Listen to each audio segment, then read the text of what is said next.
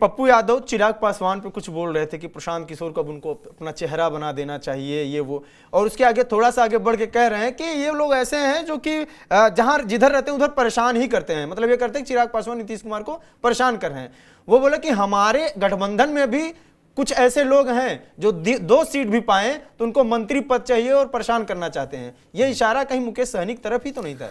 देखिए, ये इशारा ये बात आप जान लीजिए पप्पू यादव क्या कहते हैं, क्योंकि पप्पू यादव को महागठबंधन का हिस्सा मान कौन रहा है? आरजेडी तो नहीं मान रहा। मतलब मुकेश सहनी कांग्रेस की आरजेडी तो नहीं मान रही है। और बात आप ये जान लीजिए कि जब आरजेडी मेन घटक दल है, मान नहीं रही है। आरजेडी का जब दबाव कांग्रेस पर होता है तो कांग्रेस भी उनसे करनी काट लेती है। पप्पू यादव अपने आप में एक पार्टी है।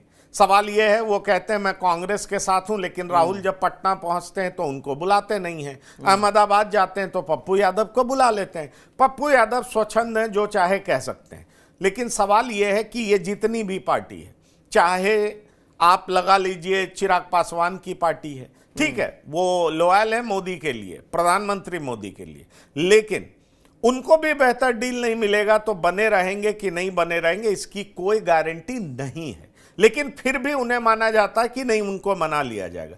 पर मुकेश सहनी के बारे में तो कई उदाहरण हैं। आप देख लीजिए, पिछले चुनाव में प्रेस कॉन्फ्रेंस में जब जॉइंट मैनिफेस्टो जारी किया जा रहा था, सीटों की बात हो रही थी, उसके बाद जब सीटों की बात हो रही थी उस दरमियान उन्होंने ये बात कही, महागठबंधन छोड़ी, और उन्होंने सीधा तेजस्वी यादव पर आरोप लगाया कि कैसे मेरे साथ बैक स्टैबिंग किया गया।